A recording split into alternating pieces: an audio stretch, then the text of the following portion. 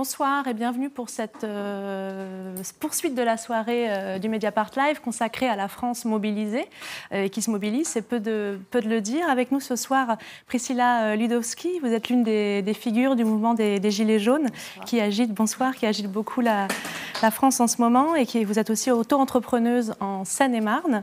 Et puis Léa Mesdag, vous êtes sociologue, chercheuse associée au Centre de recherche sur les liens sociaux, membre du collectif de chercheurs qui a été monté à l'occasion de cette mobilisation des Gilets jaunes pour tenter d'en tracer les contours, les ressorts et les acteurs. Vu l'actualité, je vais vous poser la première question à vous, Priscilla Ludowski. Vous avez été à l'initiative de la pétition La baisse des prix des carburants à la pompe, qui a été l'un des déclencheurs de cette grande mobilisation des Gilets jaunes.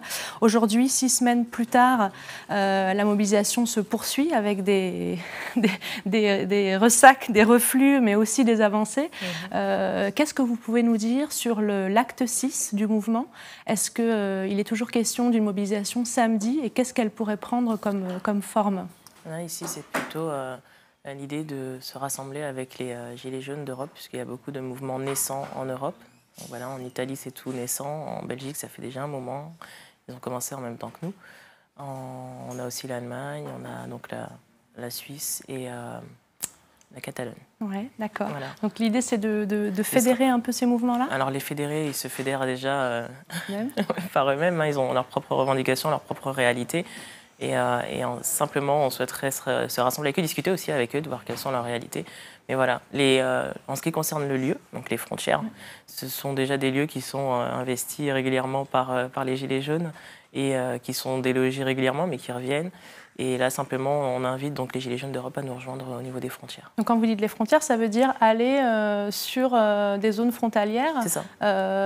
Pour faire des blocages ou pour se réunir? Alors oui, la forme reste la même. C'est simplement qu'ils nous rejoignent, mais la forme est la même. Ça change pas. Donc, pas de mobilisation a priori à Paris, dans la capitale? Alors, si, pour l'instant, il y a une mobilisation qui est prévue à Versailles. Enfin, pas à Paris, mais en Ile-de-France, ce sera à Versailles. À Versailles, d'accord. Alors Léa Mesdag, on change un tout petit peu d'univers.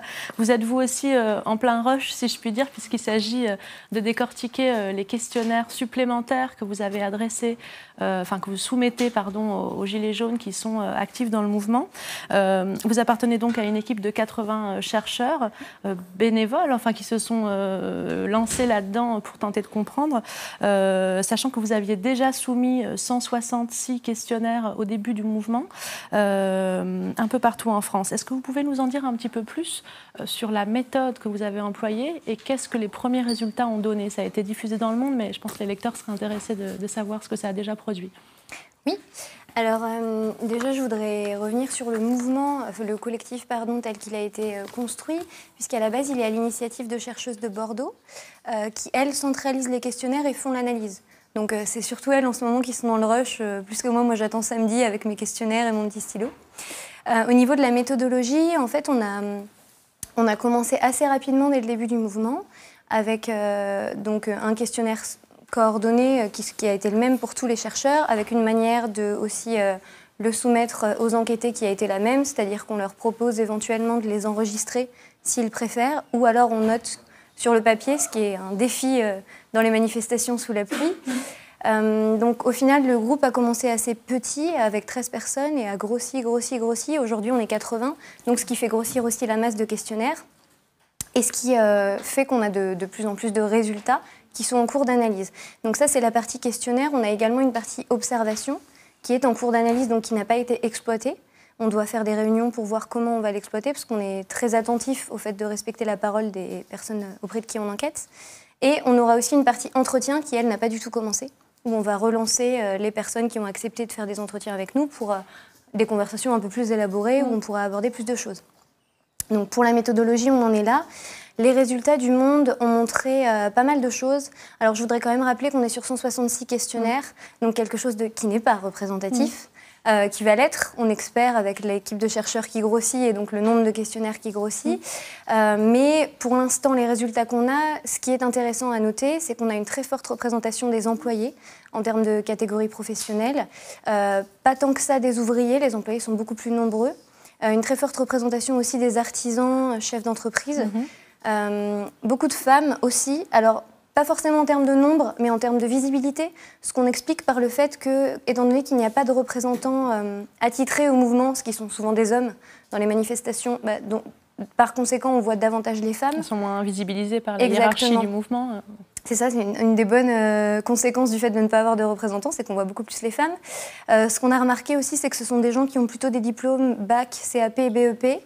Pas beaucoup de diplômés du supérieur, même si ça a tendance à changer au fur et à mesure que le mouvement s'est élargi, avec d'autres collectifs qui ont rejoint, par exemple le collectif Justice pour Adama, et d'autres collectifs vraiment estampillés à gauche.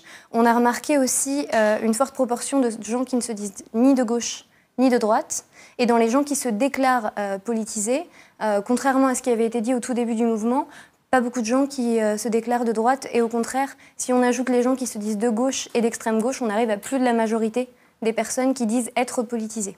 Est-ce que ce que vous arrivez quand même déjà à percevoir par rapport aux questionnaires supplémentaires qui ont été envoyés vous permet de dire qu'il y a un décalage entre la première partie de l'étude et la deuxième? Est-ce qu'il y a des choses qui ont bougé entre les deux? Alors pour l'instant non. Maintenant, comme je le dis, c'est encore en cours d'analyse, donc on ne peut pas vraiment tirer de grosses conclusions. Ce qui en revanche était perceptible, c'est qu'il y a une évolution un petit peu des revendications des personnes qui sont parties vraiment de revendications axées sur le niveau de vie, le budget, pour ensuite avancer vers plus la justice sociale et maintenant une très grosse revendication vers des conditions institutionnelles. Par exemple, le référendum d'initiative citoyenne, dont peut-être on va reparler. Est-ce que vous reconnaissez Priscilla Ludowski dans l'espèce de portrait un peu type, avec toutes les réserves qu'on peut avoir, que vient de dresser Léa Mazdag? Oui, plutôt. Et en ce qui concerne les revendications, effectivement, en fait, je parle pas d'évolution, mais plutôt de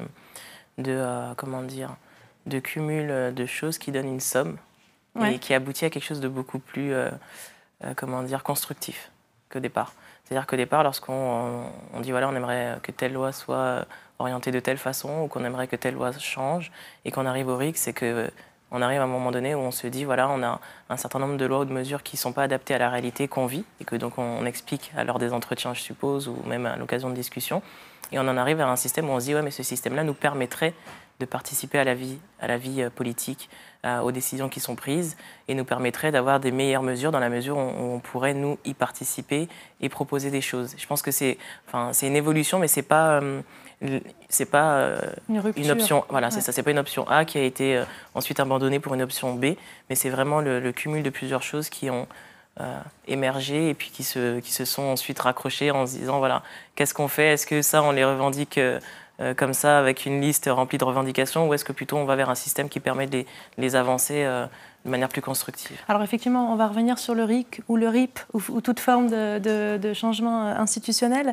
Je voulais juste revenir sur ce que vous veniez de dire, sur d'une certaine manière, la surreprésentation de l'affiliation à gauche du mouvement par rapport à une prétendue affiliation à droite, voire à l'extrême droite.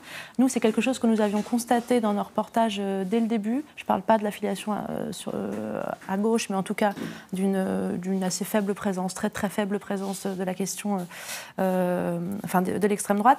Et néanmoins, c'est une bizarrerie. C'est-à-dire que la société française, ça n'a rien de spécifique aux Gilets jaunes, est plutôt à droite, vote à l'extrême droite de manière assez conséquente et de manière très régulière ces dernières années. Donc on se demande comment ça se fait que ces gens-là ne soient pas, en tout cas que ça ne se voit pas dans votre étude. Est-ce que c'est parce qu'ils le taisent, l'appartenance ou la proximité avec les idées d'extrême droite, ou est-ce que c'est quelque chose d'autre qui joue? Comment vous l'expliquez? Alors c'est très compliqué. Déjà, entre le nombre des gilets jaunes et le nombre des votants extrême droite en France, on est quand même dans des choses en termes de proportions qui sont très différentes. Donc tout simplement, statistiquement, ça peut s'expliquer. Ensuite, comme vous dites, il y a une part qui peut être aussi de la non-déclaration. Il peut y avoir des gens qui ne nous disent pas être d'extrême droite, ou des gens aussi qui n'acceptent pas de nous répondre parce qu'ils sont d'extrême droite. Donc tous les biais sont envisageables en fait. Maintenant, il y a la possibilité... est aussi forte que tout simplement ce ne soit pas un discours qui porte parmi les Gilets jaunes, étant donné que c'est quand même quelque chose qui apparaît. Alors nous, dans notre enquête, qui ne permet pas de dire que ça représente tout le mouvement, j'insiste un peu là-dessus, mais parce que c'est vrai qu'on n'est pas sur une somme de questionnaires représentatifs, mais on recoupe aussi une analyse qui a été faite par des chercheurs de Toulouse sur tout le verbatim de Facebook au moment de la sortie des Gilets jaunes, des débuts du mouvement. Et effectivement, c'était des thématiques qui n'apparaissaient pas de manière structurelle et importante dans les propos des personnes, en fait. Donc, je pense que l'analyse avancée nous le dira. Maintenant, c'est compliqué d'expliquer pourquoi. En tout cas, c'est quelque chose qui n'est pas du tout apparu dans notre enquête. Est-ce que vous, Priscilla Ludowski, vous avez une page Facebook qui est très suivie, vous êtes très référencée et reconnue dans des gros groupes, La France en colère, La France énervée, qui sont un peu leaders d'opinion aussi quand même dans le mouvement des Gilets jaunes, en tout cas sur la partie virtuelle. Est-ce que cet emballement, par exemple, autour du pacte de Marrakech vous a surpris?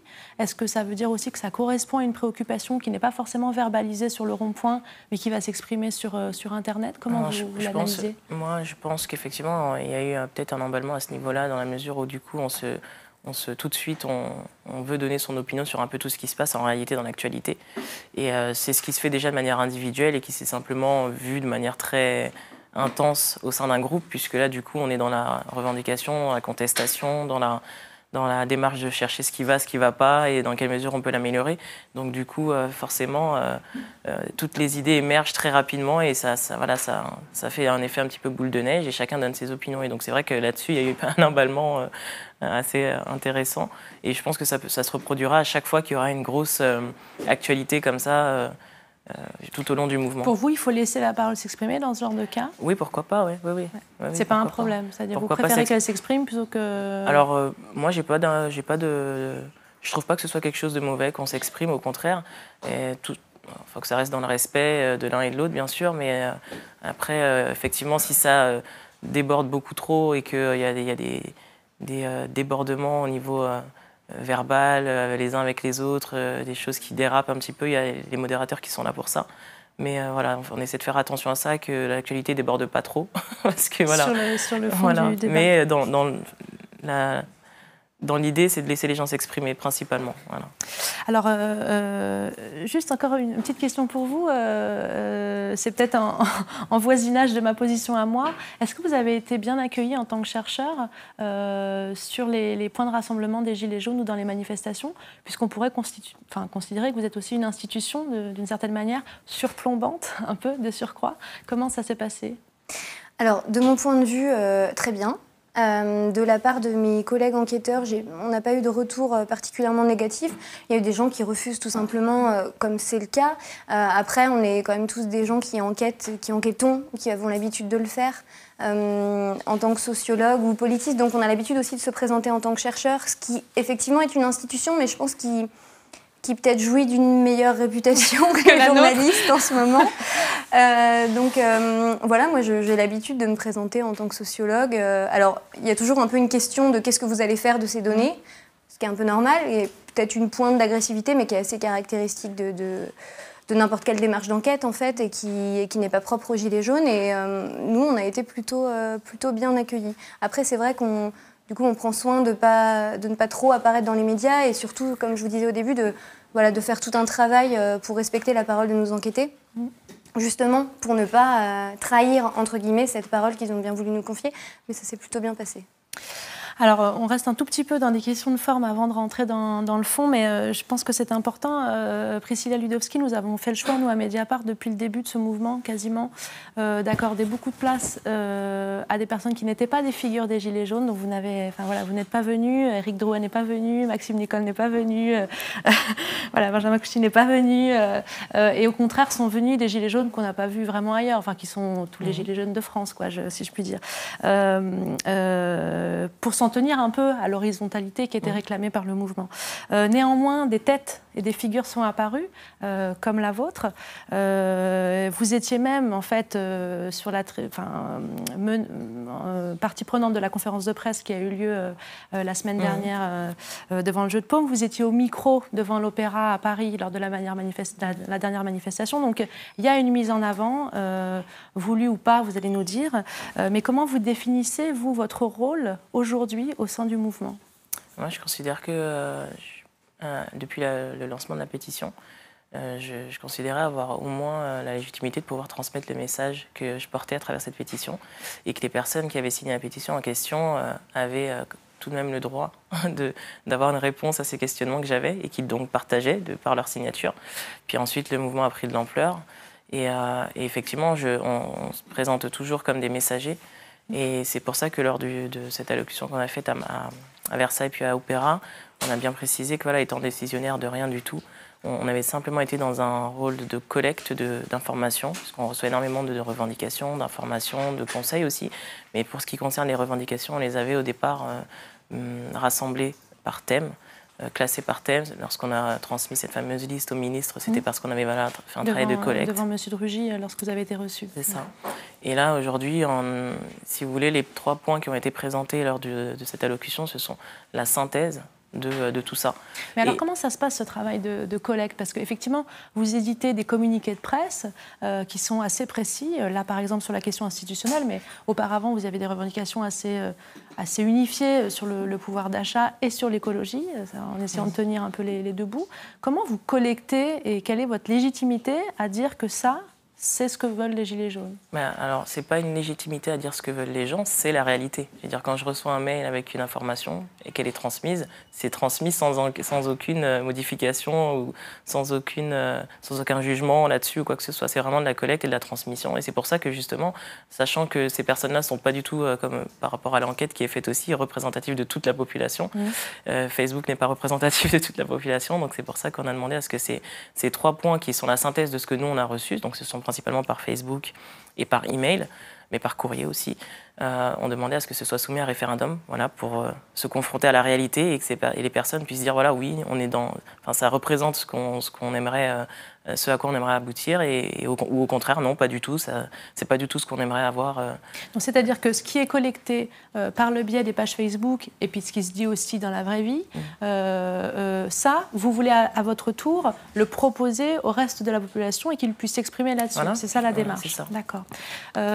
Comment faites-vous aussi, puisque c'est vrai que les médias, à tort ou à raison, guettent aussi de savoir ce que vous allez dire, notamment sur la poursuite ou pas du mouvement et sous quelle forme ce mouvement aura lieu. Comment vous faites pour vous accorder vos violons? Je pense, et c'était sûrement malheureux, que par exemple quand Maxime Nicole, juste après l'attentat de Strasbourg, a ses paroles sur la possibilité d'un complot, en tout cas de quelque chose qui est très bizarre dans le fait qu'il y ait un attentat à Strasbourg juste avant la mobilisation de la semaine dernière. Est-ce que vous en parlez? Est-ce que vous avez un débat là-dessus? Est-ce que vous essayez d'adopter une position commune? Comment ça s'est géré ce moment-là? Alors oui, il y a plusieurs passages assez difficiles par moment. Oui, on est beaucoup dans la discussion et, comme vous dites, dans l'horizontalité. Voilà. On discute beaucoup, mais chacun reste libre de ses actes et de ses paroles.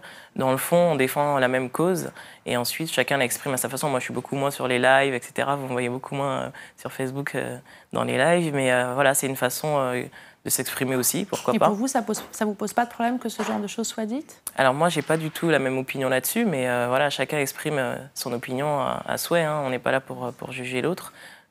C'est pas du tout le sujet des Gilets jaunes, le sujet des attentats. Donc ce sont 2 sujets distincts et libre à chacun de pouvoir s'exprimer sur le sujet. D'accord.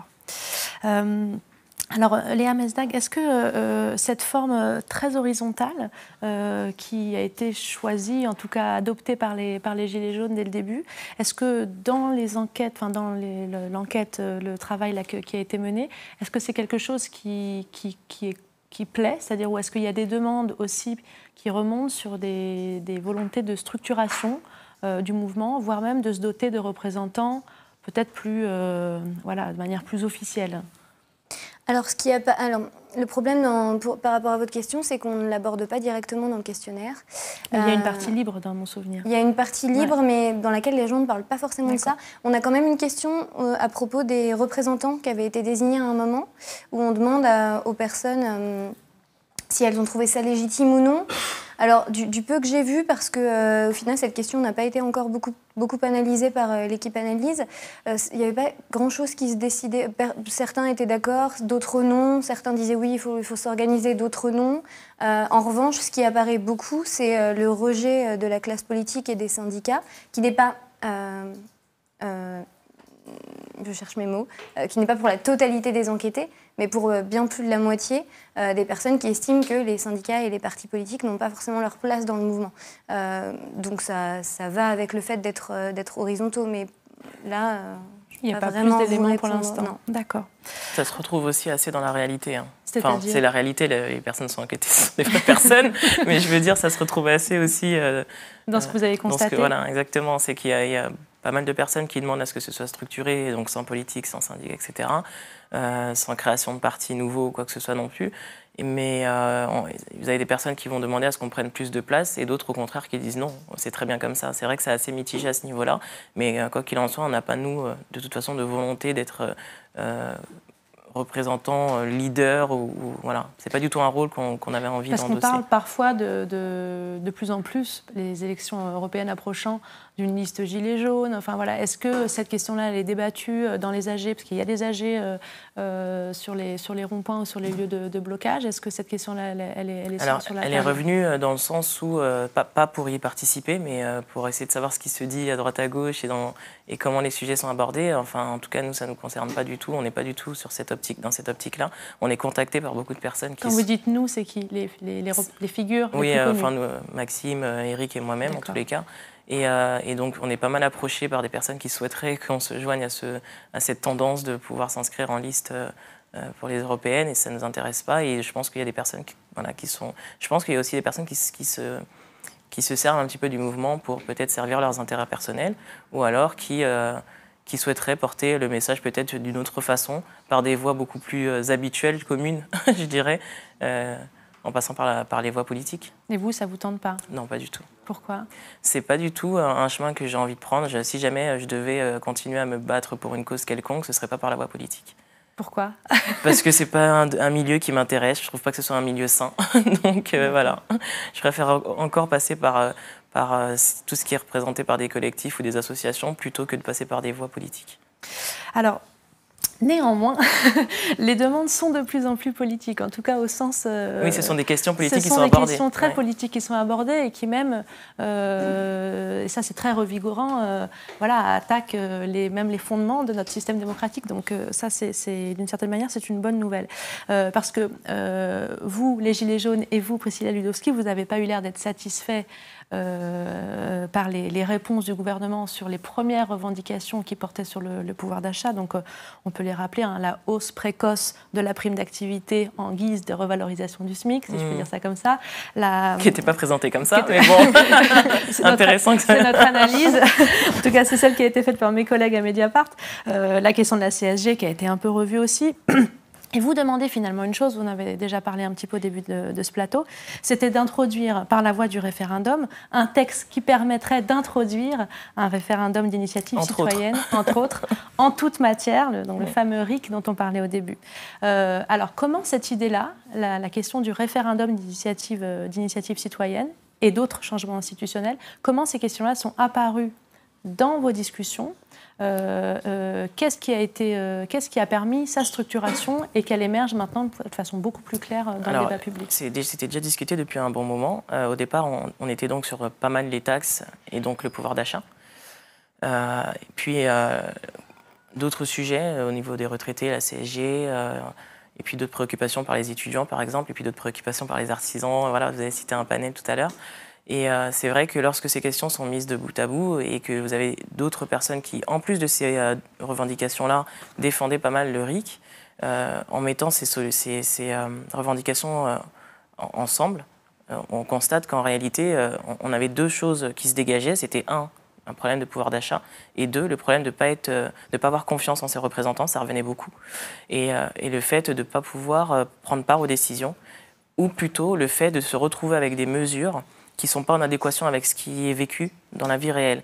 Et de là, on va naturellement vers le RIC. Moi, j'avançais plutôt vers le référendum qui aurait dû être utilisé beaucoup plus souvent. C'était ça, c'était l'initiative populaire qui est déjà prévue. Pour moi, de mon point de vue au départ, lorsque j'ai démarré via la pétition, je considérais déjà, depuis un certain temps, que le référendum n'était pas suffisamment utilisé.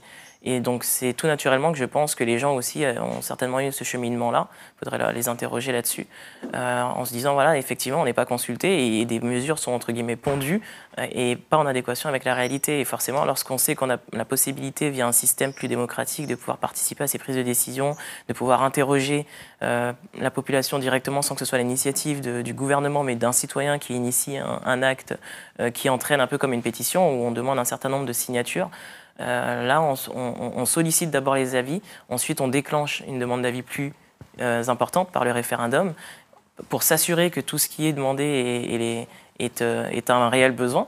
Et ensuite, une loi peut être par ce biais-là analysée, revue, abrogée. Et effectivement, je trouve que c'est pas mal parce que ça permettrait de pouvoir prendre des mesures qui seraient là en adéquation avec la réalité et de ne pas arriver à ce stade aussi catastrophique qu'on peut voir aujourd'hui. Est-ce que vous imaginez, en tant que citoyenne, des bornes à cette possibilité d'un référendum? Par exemple, est-ce que pour vous, le référendum populaire doit pouvoir, par exemple, toucher à la Constitution? Je ne parle pas de toucher à la Constitution pour introduire la possibilité de référendum, mais est-ce qu'on pourrait, par exemple, par référendum, toucher à des questions constitutionnelles? Oui. Pour vous, il faut aller jusque-là. Oui, je trouve que c'est intéressant. En fait, je sais qu'il y a beaucoup de personnes qui ont posé la question, qui ont une certaine crainte. Je veux dire, on n'est pas sur un texte qu'on gomme et qu'on réécrit comme ça du jour au lendemain. On est sur l'interrogation de la population avec un certain nombre de départs qui peut être 600 000, 700 000 personnes. Je veux dire, quand on interroge, on pose une question, voilà, tel article de la Constitution doit être modifié, je pense qu'il doit être modifié pour telle et telle raison. Je le soumets à la population, à un certain nombre de personnes, donc ça peut être 700 000 personnes, c'est déjà quand même conséquent. Et ensuite, s'il y a ce nombre-là qui est atteint, là, on interroge la population entière, enfin les électeurs en tous les cas, ceux qui peuvent voter. Et à ce moment-là, on peut dire oui, là il y a un vrai besoin. Je veux dire, ça part pas non plus de, c'est pas, c'est pas 10 personnes dans voilà, c'est pas 10 personnes qui décident ou qui initient quelque chose. C'est quand même beaucoup plus important et je pense que c'est pas, je trouve que c'est très bien, moi, qu'on puisse donner son avis à grande échelle. Et du coup, là, on ferait du sur-mesure, entre guillemets. C'est quand là, je disais qu'il y a les pays d'Europe qui initient un mouvement par rapport à leur réalité. Eh ben, c'est ça aussi, c'est de pouvoir avoir des mesures qui correspondent à la réalité du pays dans lequel on vit. Est-ce que cette question, vous l'avez dit aussi un petit peu au début, comment vous analysez cette montée de la question démocratique et institutionnelle dans les revendications des Gilets jaunes? Parce que justement, c'était déjà présent avant, par des productions intellectuelles, ou est-ce que c'est au contact et un peu par capillarité que ça s'est développé? Alors ça, encore une fois, je ne vais pas pouvoir répondre par rapport au questionnaire, mais je peux peut-être vous donner mon avis à moi. Moi, je pense qu'effectivement, il y a capillarité. C'est un mouvement qui se construit beaucoup par les réseaux sociaux. C'est un mouvement qui suscite beaucoup de conversations. Aussi, nous, c'est quelque chose qu'on a remarqué dans notre enquête, que les gens socialisent, font des groupes, discutent énormément sur les barrages, sur les ronds-points, dans les manifestations aussi. Moi, j'ai beaucoup rencontré de personnes qui étaient arrivées seules à la manifestation, puis qui repartaient à 10. Donc, il y a quand même énormément de discussions. Il y a toute une question politique, au sens originel du politique, c'est-à-dire la construction de la cité et comment on l'organise. Donc, je pense que oui, il y a une diffusion de ces idées-là par là. Mais c'est vrai que c'est quelque chose qu'on a noté comme montée en puissance et qui correspond de toute façon en France à une désaffection pour la politique telle qu'elle est aujourd'hui. On l'a vu avec les records d'abstention des dernières prédentielles et élections européennes. Donc, et le mouvement Nuit debout, d'une certaine manière. Et puis Nuit debout, bien évidemment, qui invente aussi d'autres manières de faire du politique. Donc je pense que la question se pose après, pour l'analyse plus précise avec mes collègues, je ne peux pas vous en dire Ça viendra peut-être après. Alors, je vous propose qu'on écoute ensemble un extrait de la conférence de presse qu'a tenue hier la France Insoumise, puisque ce groupe politique de députés a déposé une proposition de loi constitutionnelle pour créer ce fameux RIC. Donc voilà, on regarde ensemble cet extrait de François Ruffin et on en discute. Un chœur s'est alors élevé. Reprenons nos affaires en main, référendum citoyen. Et j'approuve. J'approuve. Mais regardez comme soudain toute la caste politique approuve à son tour, à demi-mot, les lèvres pincées, mais elle approuve. Charmant consensus. Aussi, gilets jaunes, permettez-moi d'approuver, mais avec méfiance. D'abord, ne lâchez pas la proie pour l'ombre. Durant ma traversée de la France, j'ai avant tout ressenti la vaste urgence sociale. C'est aujourd'hui que les retraités, les jeunes, les smicards, les camionneurs, les auxiliaires de vie sociale, les mères célibataires peinent à vivre. Le président Macron leur a accordé ses étrennes de nouvel an, comme les grands bourgeois à leurs domestiques. Mais répartir mieux les richesses, pour de bon, vraiment, ça n'est pas à son ordre du jour. En haut, on se gave, tandis qu'en bas, on galère. En haut, grâce à la Macronie, c'est 10 000 € en plus chaque mois pour les 1%. Des grandes fortunes multipliées par 7 en 20 ans. Et qui, grâce à la Suisse, au Luxembourg, aux îles Caïmans, échappent à l'impôt. Tandis qu'en bas, au 1er janvier, le SMIC, les pensions, les allocations seront gelées et que vous serez imposé sur le moindre litre de lait. On voit bien l'intérêt pour lui, pour ses amis de l'oligarchie, que de faire glisser le débat vers un RIC qui sera discuté quand? Au printemps, à l'automne? Ça ne coûte rien pour l'instant, au moins laisse-t-on passer l'orage. C'est aujourd'hui qu'il faut la justice, c'est aujourd'hui qu'il faut l'égalité. N'abandonnez pas cette exigence. Combattons la misère, toujours, tout de suite, partout. Ne pas lâcher la proie pour l'ombre, a dit François Ruffin. Alors on peut être d'accord ou pas d'accord avec lui sur son positionnement politique, mais néanmoins, il pointe un risque qui est intéressant, qui est de s'endormir sur un débat institutionnel, de vous endormir dans un débat institutionnel pour éteindre la question sociale. Est-ce que c'est quelque chose qui vous inquiète, Priscilla Ludowski? Est-ce que c'est quelque chose auquel vous avez réfléchi? C'est pour ça que tout à l'heure, quand vous m'avez dit on soumet un texte pour pouvoir enclencher un référendum qui enclencherait le RIC, je vous ai dit, il n'y a pas seulement ça. Alors allez-y. Voilà, parce qu'on a parlé aussi des fameuses taxes. Le RIC permettrait, s'il était en place, de pouvoir dire, voilà, on veut toucher à la CSG, on veut toucher à quelque chose, on propose au peuple de décider si c'est réalisable et si ça répond à un besoin. Donc on n'oublie pas les autres questions, puisque ce système-là permettrait de poser ces questions-là, mais différemment. Mais il y a une urgence aussi immédiate et qui touche au pouvoir d'achat. Et c'est vrai que la baisse des taxes de première nécessité se permettrait de toucher immédiatement au pouvoir d'achat. Mais voilà, c'est pas le seul problème, mais c'est une urgence. Voilà, c'est une urgence. Est-ce que, je répète un peu ma question, parce qu'à mon avis, c'est important. Est-ce que vous pensez que la question institutionnelle, par exemple le RIC, doit être une pierre angulaire quand même? Non, je pense que ça doit être traité en même temps, c'est ce que je vous dis. D'accord. Parce qu'on pourrait considérer que la question sociale pourrait se régler par la voie du référendum. C'est possible, mais il y a c'est pour ça que je parle d'urgence. Alors on a parlé des taxes parce que c'est un moyen d'avoir tout de suite un résultat sur le pouvoir d'achat, puisque forcément si on baisse les taxes de première nécessité, ça touche à l'alimentaire, ça touche à l'habillement, ça touche au carburant, ça touche au gaz, à l'électricité. C'est ce à quoi c'est ce qu'on paye tous les jours. Donc forcément ça a un résultat immédiat. Ensuite il y a d'autres soucis qu'il ne faut pas oublier, mais en tous les cas, si ce sont des soucis qui ne peuvent pas être réglés à moyen terme, au moins le RIC permettrait de les régler à long terme. Donc voilà, il y a un horizon et il y a une urgence et il y a un horizon. Donc après, effectivement, entre deux, il y a quand même un gouvernement qui est là pour travailler. Donc j'ose espérer qu'à moyen terme, il y a quelque chose qui sera fait à ce niveau-là. D'accord. Alors, sur la question du référendum, parce que vouloir un référendum, ce n'est pas vouloir le pouvoir. Et il y a des différences au sein des Gilets jaunes là-dessus, mais en tout cas, ce que vous défendez, vous, c'est ça. Or, le pouvoir exécutif, dans le cadre de la Ve République, a toute latitude pour escamoter le résultat d'un référendum, on l'a déjà vu, faire traîner les choses, et même la Suisse, qui est souvent citée en exemple sur certains sujets où la population avait voté, a finalement fait accoucher de cette décision populaire une souris. Donc est-ce que ce risque-là aussi, vous l'avez en tête? On a beaucoup parlé de ça, et effectivement, on parle de la Suisse, on parle de l'Italie, on parle de la Californie pour le RIC. C'est sous différentes formes, et ce n'est pas sur tous les sujets qui peuvent réagir grâce au référendum, mais j'espère que les assemblées constituantes qui seraient faites pour pouvoir discuter de tout ça avant de mettre en place les modalités lorsqu'elles seront mises en place, qu'on tiendra compte de tout ça et qu'il y ait des contrôles qui soient faits, et pas seulement que par le gouvernement. Mais aussi par la population. C'est ça. Par ailleurs, autre critique faite au référendum, c'est que le mode de vote ne change pas forcément la nature de celui qui vote. C'est-à-dire qu'en France, ceux qui votent aujourd'hui sont plutôt des gens aisés, plutôt des gens âgés et plutôt des gens qui sont insérés socialement. Et l'abstention massive touche beaucoup les milieux populaires où la petite classe moyenne, alors là je coupe à gros traits, mais excusez-moi de la part de la sociologue, mais, et alors le référendum peut subir la même logique, c'est-à-dire que ne se déplaceront que ceux qui ont un intérêt à la faire.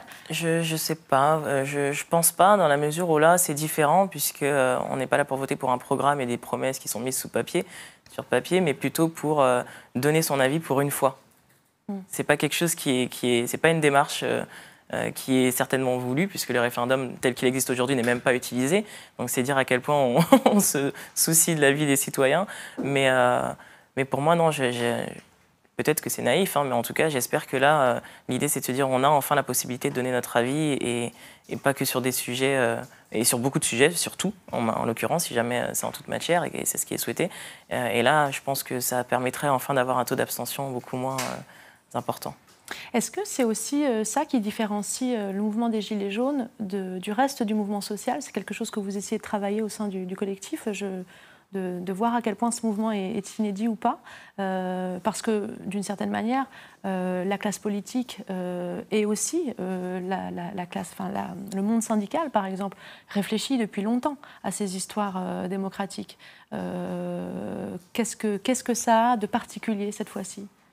Dans le mouvement des Gilets jaunes, la question démocratique, je pense que ce que nous on a identifié pour l'instant d'inédit dans le mouvement des Gilets jaunes, c'est plutôt dans la composition du mouvement et dans ses modes d'action, davantage que dans ses revendications.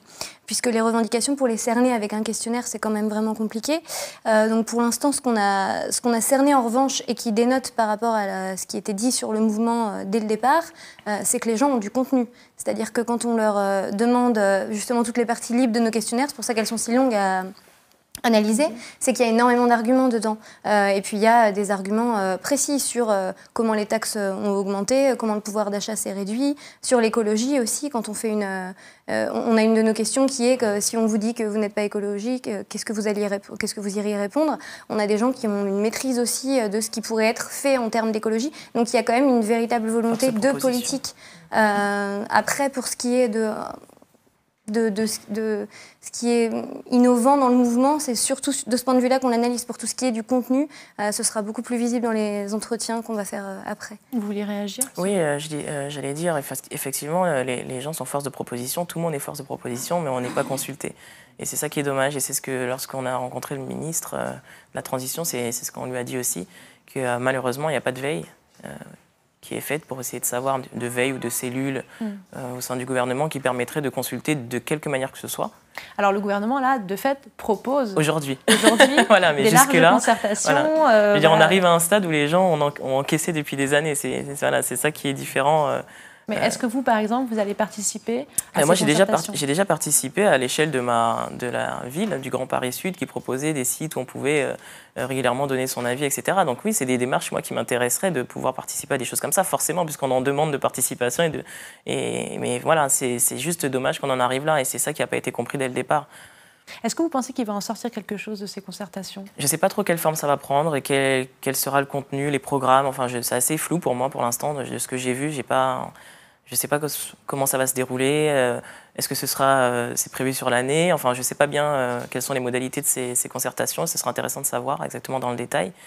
Mais effectivement, de toute façon, tout ce qui va dans le sens de la discussion et oui. Il semble bon à prendre. Voilà, il faut voir ce qui ressortira de tout ça et comment ça va se mettre en place. Alors, pour rester sur les questions vis-à-vis de ce mouvement, ce qui me paraît, moi, assez curieux, c'est qu'il est extrêmement critique vis-à-vis du pouvoir politique, du privilège des élus. Dans le communiqué de presse que vous avez contribué à publier, vous parlez même des aristocrates de l'argent public. Il y a eu beaucoup de critiques sur le salaire, les retraites des élus, etc. Mais le mouvement est assez silencieux, je trouve, sur le pouvoir économique.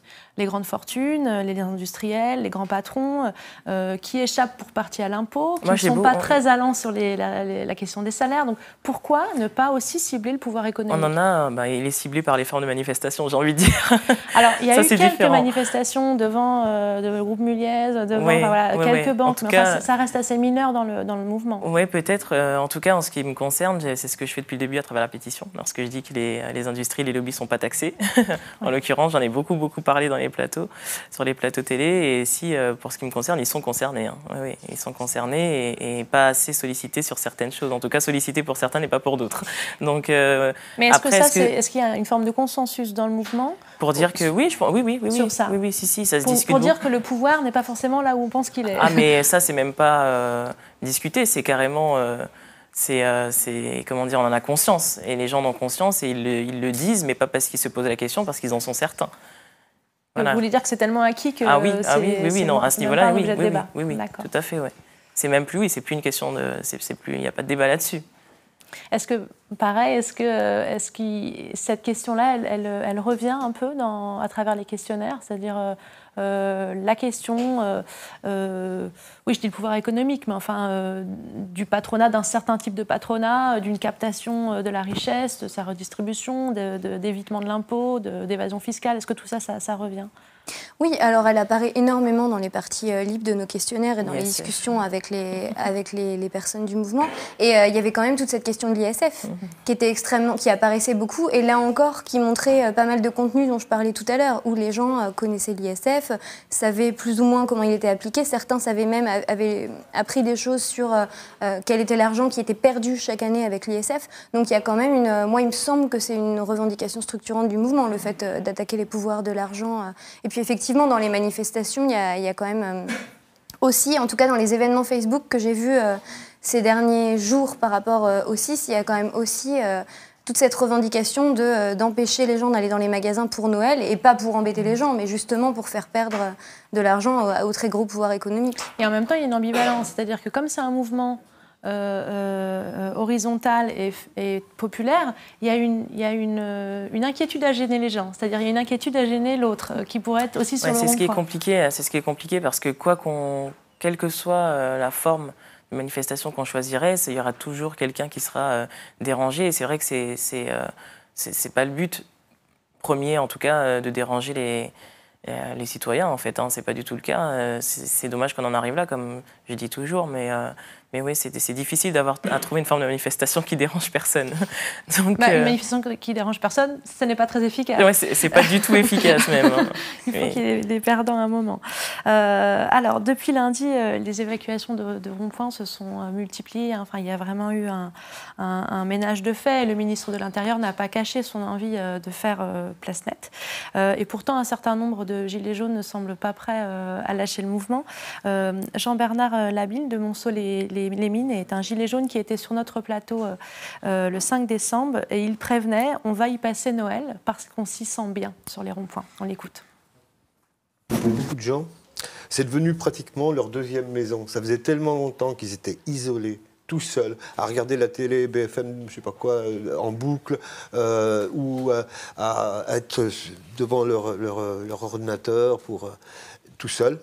Alors là, d'un seul coup, ils ont rencontré d'autres personnes, etc. Parce que comme dit madame, c'est pas, quand on n'a pas d'argent, on n'a pas de liberté, ça n'existe pas. Et ils se sont retrouvés, et là, c'est leur deuxième maison. Il y en a qui arrivent à 7h du matin, et ils restent jusqu'à... On boucle à 6h, hein.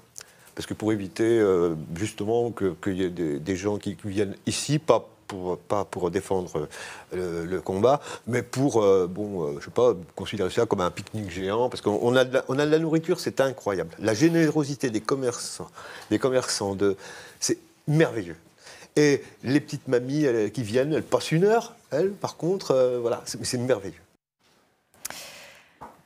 Alors, est-ce que vous avez ressenti ça dans la mobilisation que vous menez, c'est-à-dire ce plaisir d'être ensemble, qui pourrait être un des éléments qui expliquerait que le mouvement se poursuit, même si on fait face là, à une forme de nettoyage des lieux de blocage? Oui, il y a une convivialité qui s'est installée depuis le départ. Les gens apprennent à se connaître, ils se connaissent de mieux en mieux. Il y a des amitiés qui se lient, des gens qui partagent leur expérience. On nous envoie beaucoup de témoignages aussi. Et effectivement, il y a beaucoup de personnes qui parlent de rester là même jusqu'à jour de l'an. Donc, jusqu'au jour de l'an, effectivement. Et pourtant, on pourrait se dire que la séquence des ronds-points, des blocages, des barrages filtrants, elle est peut-être un peu derrière nous et qu'il y a d'autres modes d'action qui vont éclore. Tout à fait, oui. Mais je pense que dans les grandes villes, il y a possibilité d'orienter les formes de manifestation. Dans les endroits un peu plus isolés, ce sont les lieux où tout a commencé. Et effectivement, je pense qu'il y a une certaine attache.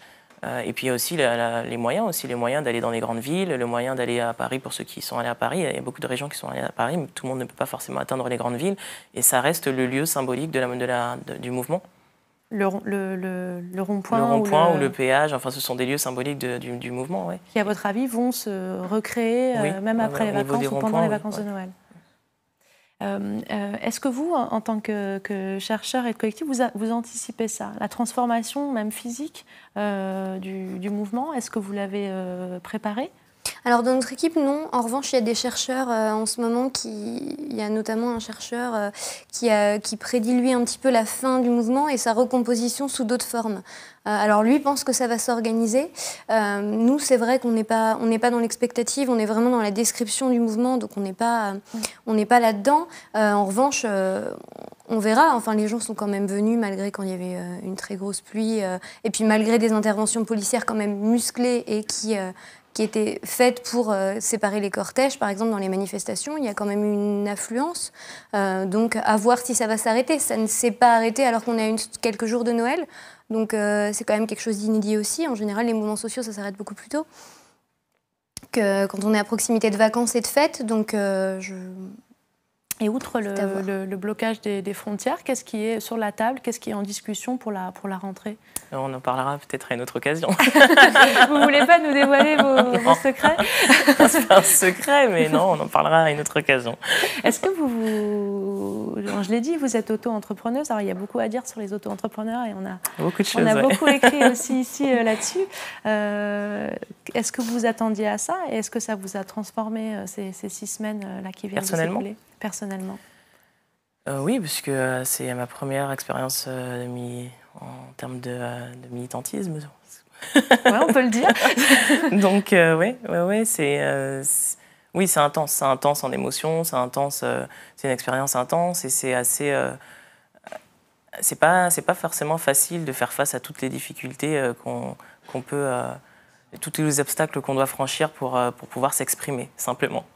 Voilà, il y a beaucoup d'attaques, il y a beaucoup de personnes, il y a énormément de personnes, beaucoup de belles rencontres. Ça, il doit y avoir 90% dans la proportion et 10% de nuisibles, très nuisibles, mais qui, ça pèse quand même lorsque c'est du nuisible, parce que aussi, que ce soit aussi minime soit la proportion, ça reste quand même, ça affecte quand même, mais dans l'ensemble, c'est une très belle expérience, mais qui est née dans la souffrance, donc c'est quand même une contradiction assez...